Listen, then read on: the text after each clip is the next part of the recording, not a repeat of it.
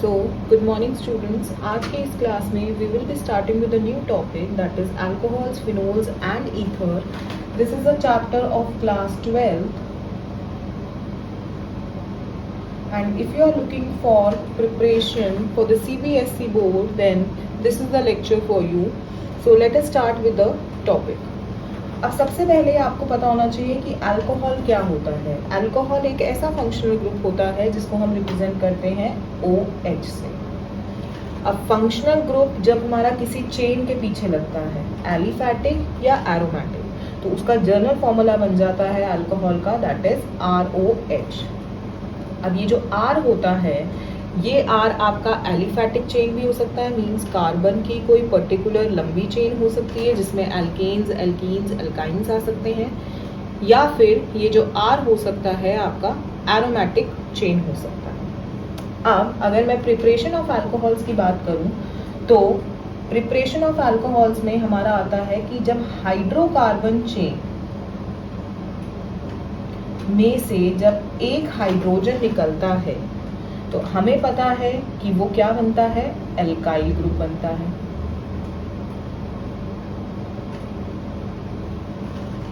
और उसके पीछे जब OH लग जाता है तो हमारे पास बन जाता है अल्कोहल। ओके, तो हाइड्रोकार्बन का अगर मैं एग्जांपल लेती हूँ, just simplest example of hydrocarbon में अगर लेती हूँ तो let's suppose we take an example of methane, that is CH4। अगर उसमें से एक हाइड्रोजन निकाल देती हूँ तो मेरे पास एल्काइल ग्रुप बनता है, that is methyl group, that is CH3 and 1 valency free. ये जो डैश है ये आपको दिखा रहा है कि आपकी एक वैलेंसी फ्री है। अब इसी के पीछे जब हम OH ग्रुप लगा देते हैं, अब ये भी डैश हमारा एक वैलेंसी फ्री दिखा रहा है और ये डैश भी हमारा एक वैलेंसी फ्री दिखा रहा है। तो जब दोनों वैलेंसी मिल जाती है तो मेरे पास बन जाता है CH3OH। दैट मीन्स यहाँ पे हमारा CH3 और OH के बीच में बॉन्ड बन गया है और ये क्या बन गया है हमारा, दैट इज अल्कोहल। और इसका नाम क्या होगा, सिंस हमने स्टार्ट किया था मीथेन से, ठीक है, इससे बना था हमारा मिथाइल। मिथाइल क्यों बोलेंगे, क्योंकि ये हमारा एल्काइल ग्रुप बना था, ठीक है। और सिंस मिथाइल ग्रुप के पीछे ओल लगा है, दैट इज OH लगा है, तो इसका अगर मैं नाम लिखूंगी तो इसका नाम हो जाएगा methanol. Okay, in the same way if I take another example, let us take another example of C2H6. You can take another example of any number of carbons, ठीक है। तो हमने लिया C2H6, इसका नाम क्या होता है, इथेन, क्योंकि 2 कार्बन है और सारे सिंगल बॉन्ड है। अगर मैं इसके पीछे डायरेक्टली OH लगाना चाहूँ तो मैं ये सारे स्टेप्स नहीं करूँगी। What I will do is that कि यहाँ से एक हाइड्रोजन कम कर दूंगी, तो ये हो जाएगा C2H5 डैश, C2H5 डैश, जो यहाँ पे ये इथाइल बन जाएगा और उसके डायरेक्टली पीछे हम लगा देंगे OH, तो ये क्या बन गया हमारा, इथेनॉल। ओके, अब एक चीज याद रखनी है कि अगर हम थोड़ा सा नेमिंग की बात करें तो अल्कोहल्स की नेमिंग अगर मैं बात करूं तो अल्कोहल्स की नेमिंग 2 तरीके से की जा सकती है, that is IUPAC name and common name. तो IUPAC नेम या IUPAC नेम अल्कोहल्स का कैसे दिया जाता है, अल्कोहल्स का दिया जाता है, दैट इज एल्केन चेन के पीछे लग जाता है ओल। अब सिंस 2 वॉवल साथ में नहीं आ सकते तो ये E हमारा ड्रॉप हो जाता है और ये बन जाता है एल्केनोल, तभी तो इसका नाम क्या बना है, मीथेनोल। ऐसे ही 2 कार्बन है तो नाम बना है ethanol, but we don't have E here, तो इसका नाम क्या बन जाएगा, IUPAC नेम के according, that is alkanol. If I have to write the name of alcohols by common name system, तो उसके लिए हमारा एक जर्नल नेमिंग होती है जिसको लिए हम लिखते हैं, दैट इज एल्काइल अल्कोहल। ये जो एल्काइल वर्ड है ये डिपेंड करेगा number of carbons in parent chain या इन द कंपाउंड। तो अगर हमें नाम लिखना है तो इसके अंदर कितने कार्बन है, 1 कार्बन है, तो इसका नाम क्या हो जाएगा, एल्काइल की जगह आ जाएगा मिथाइल। तो इसका अगर मैं कॉमन नेम लिखूंगी तो इसका कॉमन नेम हो जाएगा मिथाइल, और अल्कोहल तो सभी के पीछे लिखना है, और याद रखना हमेशा हमारा जो कॉमन नेम होगा वो हमारा ब्रैकेट्स में लिखा जाता है। तो इसका नाम हो जाएगा methyl alcohol. In the same way ethanol का नाम क्या हो जाएगा, ये क्या था group, ethyl alcohol. You need to remember that कि ethanol is a very important member of alcohol family, right? और ये इतना important इसलिए होता है क्योंकि ये एक ऐसा कंपाउंड है जिसकी वजह से और भी दूसरे कंपाउंड्स हमारे बनाए जाते हैं, जैसे कि ईथर हो गया, क्लोरोफॉर्म हो गया, एसिटिक एसिड हो गया। इनफैक्ट आपको पता है ये स्पिरिट लैम्प्स में भी यूज होता है, ब्रेवरेजेस में भी यूज होता है, स्टोव्स में भी यूज होता है। तो alcohol as a family is also very important from exam point of view. So आज की इस क्लास में हम बेसिकली इंट्रोडक्शन की बात कर रहे हैं, तो हम अल्कोहल को आगे फर्दर और भी डिस्कस करेंगे डिटेल में टॉपिक वाइज, बट आज थोड़ा इंट्रोडक्शन की बात करेंगे। तो let us discuss about the phenols. अब जैसे अल्कोहल्स को हम ROH से रिप्रेजेंट करते हैं, तो फिनोल्स के अंदर भी हमारा OH ग्रुप ही होता है, लेकिन यहाँ पे मेरी एलिफैटिक चेन होती है। दैट मीन्स कार्बन मेरा long chain, branch chain, double bond, single bond use हो सकता है। लेकिन अगर यहीं पे इस चेन को चेंज करके मैं लगा दूं कोई ring, that is benzene ring या फिनाइल रिंग, तो वो बन जाता है मेरा phenol. That becomes a different class of compound that is known as phenols. तो फिनोल कैसे बनेगा, जैसे हमने हाइड्रोकार्बन चेन में से एक हाइड्रोजन हटाया था, उसी तरीके से अगर हम फिनोल प्रिपरेशन की बात करें तो फिनोल के अंदर क्या होता है कि मैंने ये बेंजीन रिंग ली जिसके अंदर हमारा फॉर्मूला होता है that is C6H6, you know it, ठीक है। इसमें से अगर मैं एक हाइड्रोजन हटा दूं, हाइड्रोजन हटाना इसलिए इम्पोर्टेंट है क्योंकि जब तक आप हाइड्रोजन नहीं हटाओगे तब तक वो रिएक्टिव कैसे बनेगा, और रिएक्टिव नहीं बनेगा तो वो OH के साथ बॉन्ड कैसे बनाएगा। तो यहाँ पे अगर मेरे को OH लगाना है तो यहाँ पे मुझे एक हाइड्रोजन हटाना पड़ेगा, वैलेंसी को मेंटेन करेंगे। -H किया तो ये इसको क्या बोलेंगे, अगर मैं इस रिंग को दिखाती हूँ इस तरीके से तो ये बॉन्ड फ्री हो गया इसका। इस तरीके से दिखाने का मतलब क्या है कि एक बॉन्ड फ्री हो गया। इन द सेम वे अगर मैं इस तरीके से दिखाऊं तो ये हो जाएगा C6H5-। इसको हम इस तरीके से भी लिख सकते हैं, C6H5- भी लिख सकते हैं, हम इसको AR- भी लिख सकते हैं। इसको हम बोलते हैं benzene. Do not get confuse, this is the most important thing in which most of the students get confuse. C6H6 को बेंजीन कहते हैं, और उसमें से जब एक हाइड्रोजन निकल जाता है तो उसको हम फिनाइल ग्रुप बोलते हैं। ये बेंजाइल नहीं होगा, ये ध्यान रखना। बेंजीन से फिनाइल बनता है जब एक हाइड्रोजन हट जाता है। अब जब इसके पीछे OH लगा देते हैं आप ये सारी चीजें सेम है, बस रिप्रेजेंटेशन का तरीका अलग है। जब हम OH बॉन्ड को अटैच कर देते हैं तो ये बन जाता है मेरा फिनोल, दैट इज बेंजीन के ऊपर OH बॉन्ड, ये बन जाएगा C6H5OH, और अगर मैं इसको जर्नल फॉर्म में लिखूं तो ये हो जाएगा AROH।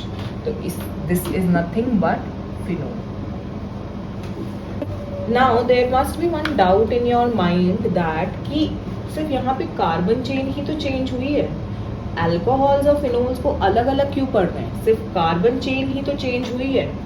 हम इसलिए अलग अलग पढ़ते हैं because although the functional group is same, functional group दोनों में सेम है, बस कार्बन चेन का डिफरेंस है। यहाँ पे आपकी स्ट्रेट ओपन चेन होगी और यहाँ पे आपकी एरोमेटिक रिंग होगी।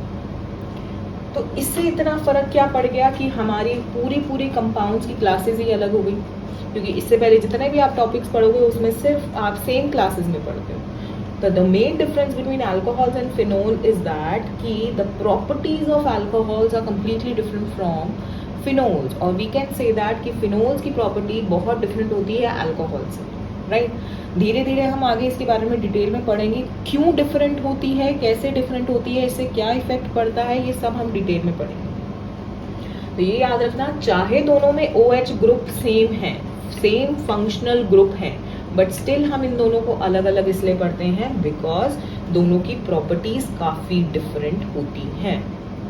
Okay, so if I talk about the introduction of the ethers. अब ईथर मेरा एक बिल्कुल ही डिफरेंट फंक्शनल ग्रुप है जिसको हम रिप्रेजेंट करते हैं बाय OR. जैसे ये OH है, ये OH है, ये होता है OR. और ये डैश का मतलब है यहाँ पे कोई मेरी क्या होगी, कोई ना कोई कार्बन चेन होगी, राइट.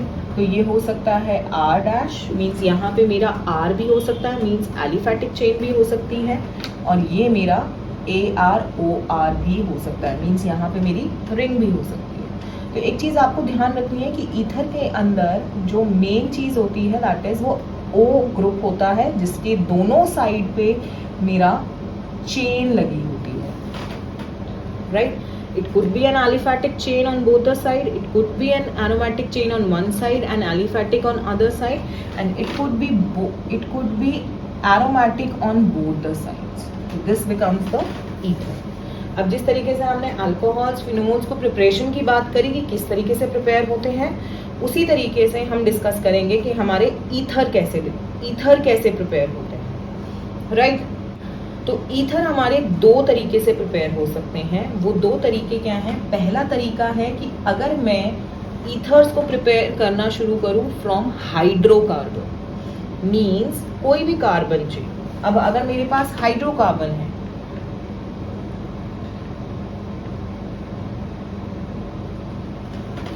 हाइड्रोकार्बन जैसे फॉर एग्जांपल मैंने ले लिया CH4, राइट. अब CH4 में से अगर मैंने एक हाइड्रोजन निकाल दिया जैसे पहले किया था बिल्कुल उसी तरीके से, तो ये मेरे पास एल्काइल ग्रुप बन जाएगा. तो अगर मैंने इसमें से एक हाइड्रोजन हटा दिया तो ये मेरे पास मिथाइल ग्रुप बन गया, राइट. अब इसके साथ अगर मैं लगा दूं OR, क्योंकि मैंने अभी आपको बोला है कि ये जो ग्रुप होता है यही ईथर होता है. अब OR का मतलब क्या है? R मीन्स कोई भी अल्काइल ग्रुप. तो इस R की जगह, OR की जगह अगर मैं लेती हूँ OCH3, मतलब ये जो R ग्रुप है मेरा, ये मेरा CH3 ही है. और ये किसके पीछे लग रहा है? ये किसके साथ लग रहा है आपका? ये लग रहा है आपका मिथाइल के साथ. तो अल्टीमेटली मेरा कंपाउंड क्या बन जाएगा? ये बन जाएगा,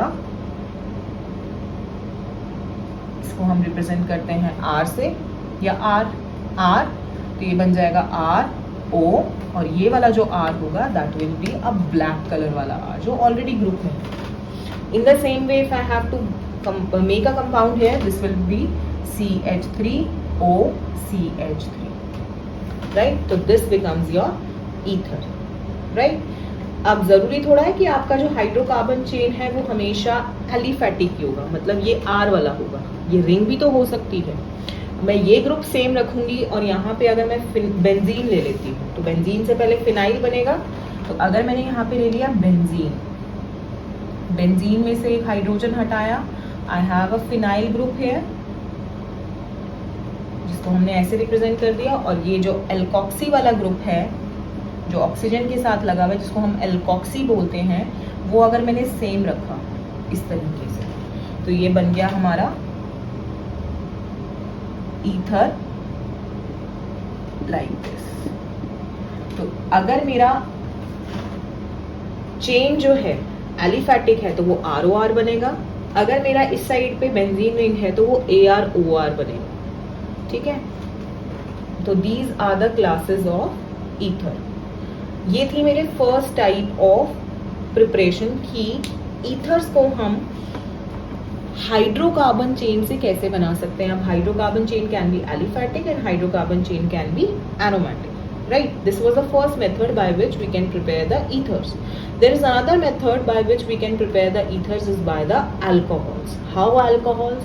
Now you have seen here that कि ये OH ग्रुप था, ये OH ग्रुप था, बस O तो सेम है, बस R ही तो चेंज हो गया है. तो इसका मतलब क्या है कि there is some kind of a connection कि हम अल्कोहल से भी प्रिपेयर कर सकते हैं ईथर्स, राइट? तो let us see how we can prepare ethers from alcohol.